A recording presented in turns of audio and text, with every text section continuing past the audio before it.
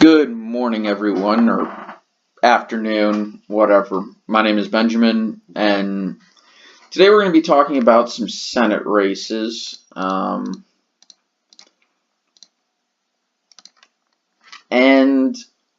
I was going to talk about the governor's races and the gubernatorial elections, but in all honesty, there's nothing that has popped up over the weekend that would change any of my predictions.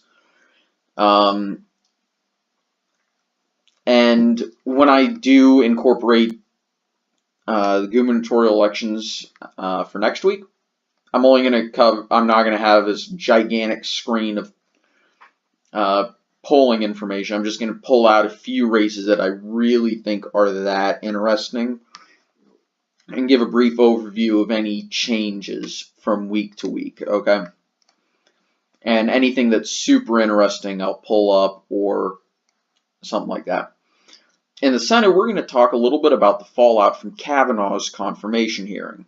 If you want to hear my opinion about the whole Kavanaugh confirmation and all that, just go to Stellar Sparks' channel. We did a collab this past weekend, and it's good. He's a great person, and I really want to thank him again for inviting me on to his channel. Anyway, I thought I exited out of that one. Oops. Okay, so we're going to be talking about Arizona, where one poll shows McSally ahead, but most continue to show what we've known for a long time, that Kyrsten Sinema has an edge. It's actually enough for me to move it into a lean Sinema category, simply because she has that massive of an edge. I don't really see it going any other way. Also, this adds up to 101%.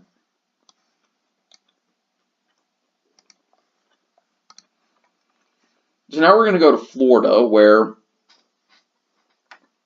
we've got an October surprise coming in the form of Hurricane, I think it's Mark or Michael.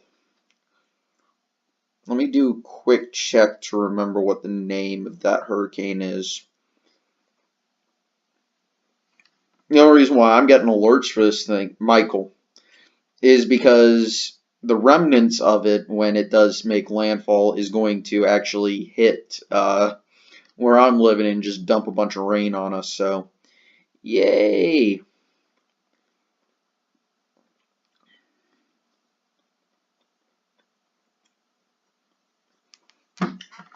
So, Rick Scott's going to have a very good opportunity to demonstrate to the voters that he's not only a good governor, but he can continue to do a good job as a senator in aiding the state. And it seems like momentum has shifted back in his path, as, good God, he spent $27 million on advertising. So, yeah, something tells me Rick Scott might actually pull this out. For now, I'm going to leave this in the tilt towards Bill Nelson. But if Rick Scott does a good job handling the hurricane, I can guarantee you he's going to win the election, simply because he's done a better job at handling Florida issues than Nelson has.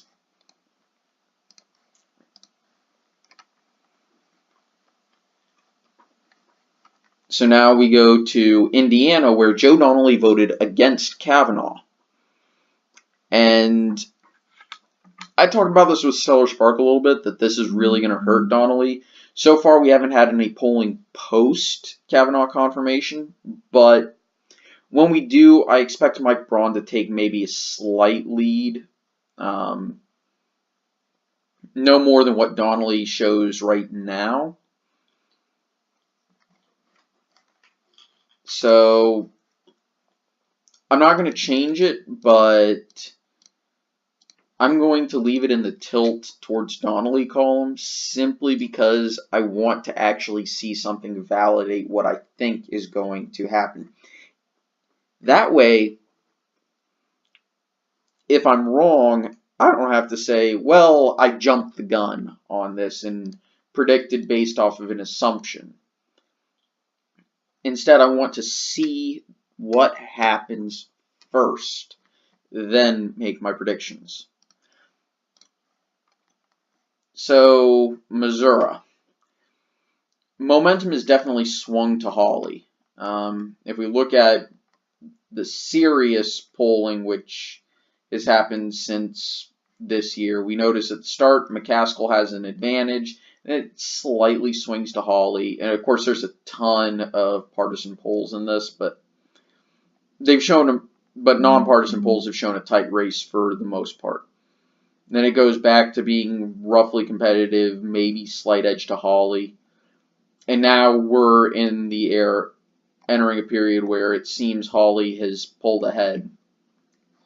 And you might hit McCaskill on voting no on Kavanaugh, considering she was going to do it anyway, so the sexual assault allegations aren't an out for her, like they are for Donnelly and Heitkamp.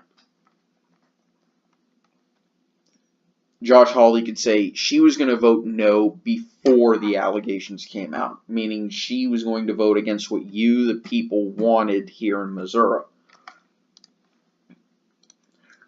So, again, I'm going to wait until we see polling information, but I expect to have to change this next week.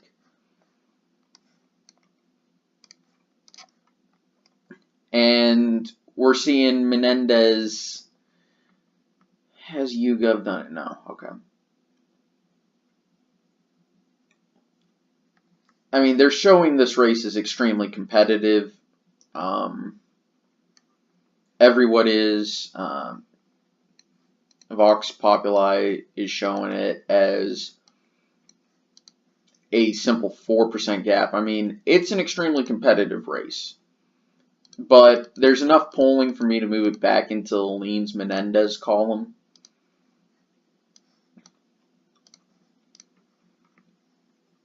So now we go to North Dakota, where Heitkamp has only led in one poll. And Kevin Cramer has led in all of them, and now his gap has opened up a massive amount.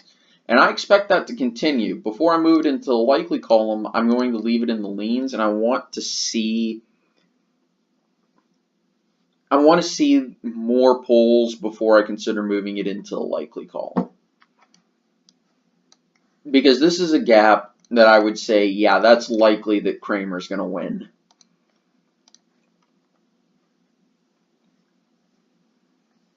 Now we go to Tennessee, where despite polling information, I'm moving this into the safe for Phil Bredesen column because of Taylor Swift's endorsement of Phil Bredesen.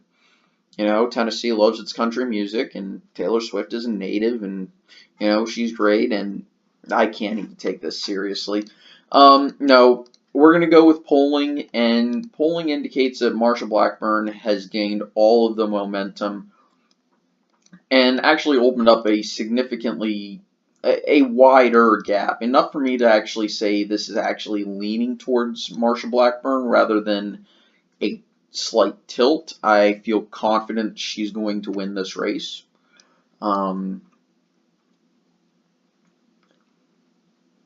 Plus, she's also got more money to spend on a final ad blitz than Bredesen has.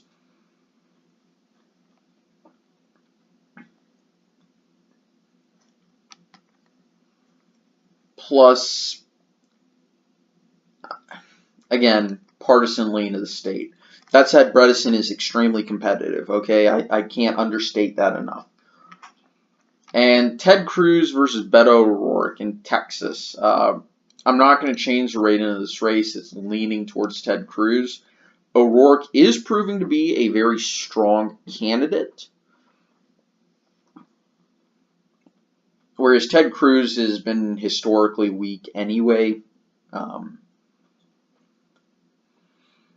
it seems like these two polls, one from Vox showing it dead even, and one from Ipsos showing Beto O'Rourke leading the race in Texas, it seems more and more likely that those were just extreme outliers.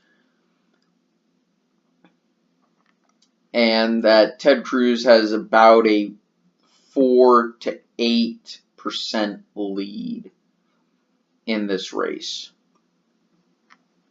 depending on who you consult and when you consult them.